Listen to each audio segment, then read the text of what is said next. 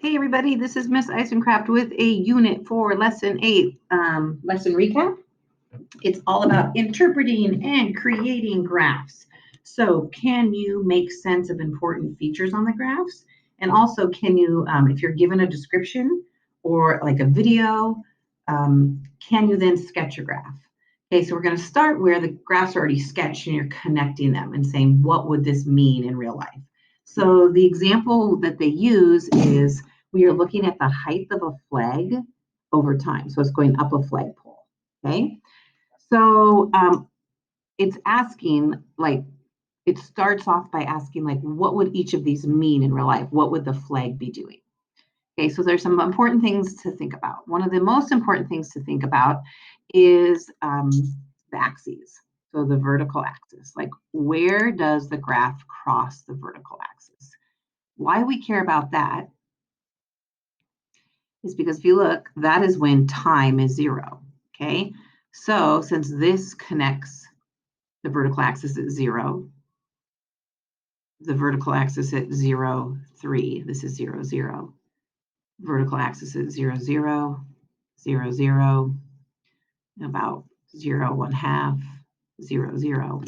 That is telling you when time is 0, so at the beginning, what is the flag's height? So we like the vertical intercept because it tells you where something started, and it doesn't always start on the ground. Okay, another key feature that's important is to look at the horizontal axis. Okay. Now, if the graph comes back down to the horizontal axis, that would be measuring a height of 0. So the flag would be coming back down. So in this case, the flag's not coming back down. So does it come back down and touch the horizontal axis? And if so, what does that mean? In this case, the horizontal axis is a height of 0, like looking at this scale here. So you can tell, like in this case here, for some reason the flag is going up, then back to the ground, then up, then back to the ground, then up, then back to the ground. So because height is being measured on the vertical axis, right, this scale here, when it comes back down and touches down here on the horizontal axis, that is a height of 0. Okay. And let's see, I think my face is in the way. Okay, yeah. Down here, nope, I thought it might. It comes down, but not all the way down to the ground. So the horizontal and vertical intercepts, depending on the situation, can tell you a lot. So it's important to look at those and interpret them in the situation, okay? The other thing you can look at is take a look and say, like, what's the very highest the graph goes? And those are called maximums, okay? So the very highest a graph goes is important to look at because it kind of helps you, like the very highest this flag goes is at the end, right? The maximum point. Here, it starts at its maximum and just looks like it stays there. Here, it doesn't reach it till the end, right? Here, it hits its max again and again and again and again and again. Here, it doesn't reach its max till the very end. Here, it reaches its max like in the middle. Okay. It can kind of help you kind of anchor your, like, okay, what's going on with this the flag in each situation. There's also a minimum. And in this case, it would be like the lowest part of the graph, right? And there could be a bunch of equal lows. Like here, there's a lot of minimums, just like there's a lot of maximums. But if there's one point lower than all the rest, that is the minimum. Okay. So, and I guess you could say this graph here has a max. It's the same as the min because it's just staying the same. Here, for most of these, the minimum is on the ground. Okay. And then this graph, it hits the minimum a couple different times. All right, some other things we want to look at is the shape of the curve. Like, is it a straight line? Is it going straight across? Is it increasing? Is it decreasing? And what shape is it making, right? And something to really think about is a straight line. We studied those a lot in middle school, represent a constant rate of change, meaning the height is increasing at a constant rate. So like 2 feet every second, 2 feet every second. and it's not going slower than faster. It's a constant rate. Okay, a flat line in this situation, because of the way the tidals work, is a constant rate, meaning time is going forward, but the height is not going up or down. So the flag is just staying at, if this is feet, 3 feet.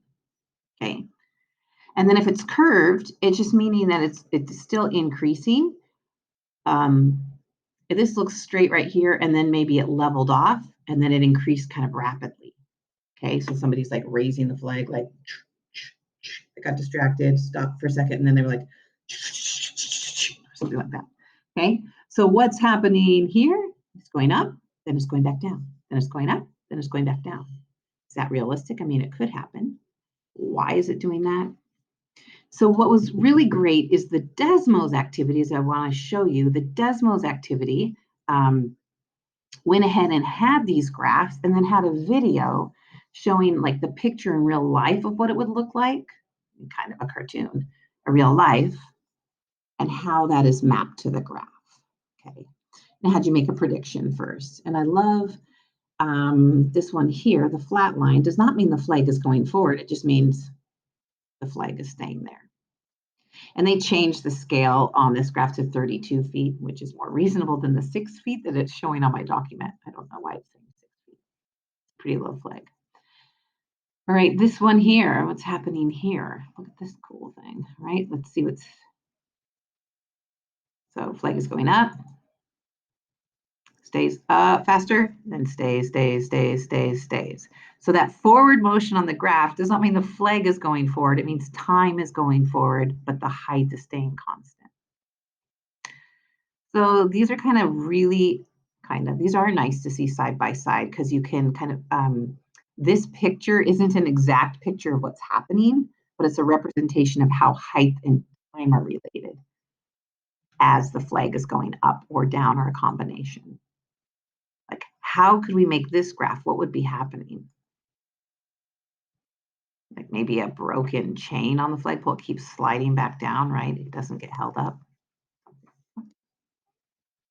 Maddie's saying hello. Okay, this one I thought is interesting. My cat loves the computer. Right. That reminds me of like those workout things, like on American Ninja Warrior. I go, and you go. Okay. All right. So really thinking about, stretching your brain a little bit to think about, yeah, it's going up, it's going down. What does the flat line mean? And that forward doesn't mean the flag is going forward. It means time is going forward again. So really helpful to see that side by side, right? The flag's just going up and down. But what does the forward motion mean, right? And what does it mean if it's really steep? It just means it's increasing rapidly. And if it's a straight line, increasing rapidly at a constant rate. But if it's curved, it would be like increasing more rapidly, like maybe your arms are warming up, like you're raising it. This is at a constant rate, then down, and then stays there. All right. So something also important to know, sometimes things aren't reasonable. Like here, would it make sense at 3 seconds for the height to be at the height of the flag to be at all these different spots? No, at 3 seconds or at one moment in time, the flag has to be at one spot. And if you also look, this isn't a function because you cannot have points atop one another in a graph in order for it to be considered a function, and it really wouldn't make sense in this situation. Okay, let's go back. I wanted to talk about the summary. I'll stay on the Desmos, okay? So if I go to slide 33, keep on checking here. So the big idea here is we can use graphs to help visualize the relationship between quantities in a situation, even if we only have a general description, okay? So the important thing to do is read the axes. So we're measuring the total distance you've hiked as a measurement in time here, okay? So after 30 minutes, you can see that you were hiking for the first 30 minutes at a constant rate. Looks like you took a break for a while, then you were hiking pretty intensely. I don't know, it looks like you're running, okay? took another break, hiking not as quickly again, right? So maybe this was like downhill, and so it was easier to go faster, or maybe you just picked up the pace. So there's a lot of interpreting you can do because you can think that what does steepness mean here? It means you're covering a lot of distance in a little time. Okay. Um, and then also, if they just change the wording ever so slightly, like here was total distance, and this is like the distance from the trailhead, because most hikes you go, are like out and back, like you'll go somewhere and then you'll come back.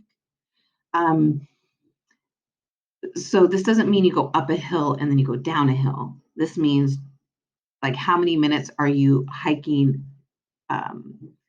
away from the trailhead, and when do you turn around and come closer and closer and closer, right? So that you can see that you've hiked for 180 minutes, but you can't see your total. You would have to like manipulate this graph a little bit to see how many,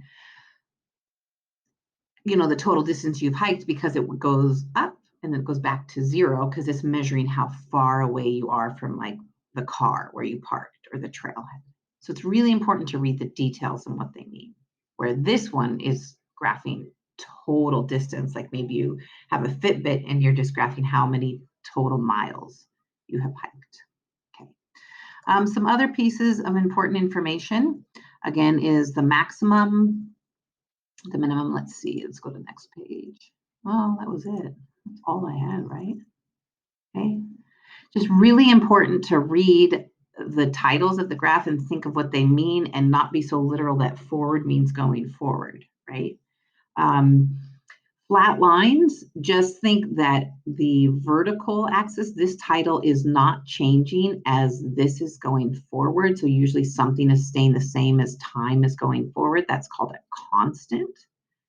A little bit different than a constant rate of change. We know that as we move to the right, if something's going up, it's increasing, something's going down, it's decreasing. And we also look at how quickly and the steepness of those lines. Okay. All right, hope that helps. The Desmos activity with the videos is a lot more helpful than just like reading the graphs alone. So go through those and play those videos and see if those graphs and what the flag is doing up and down the pole makes sense. Okay, hope that helps.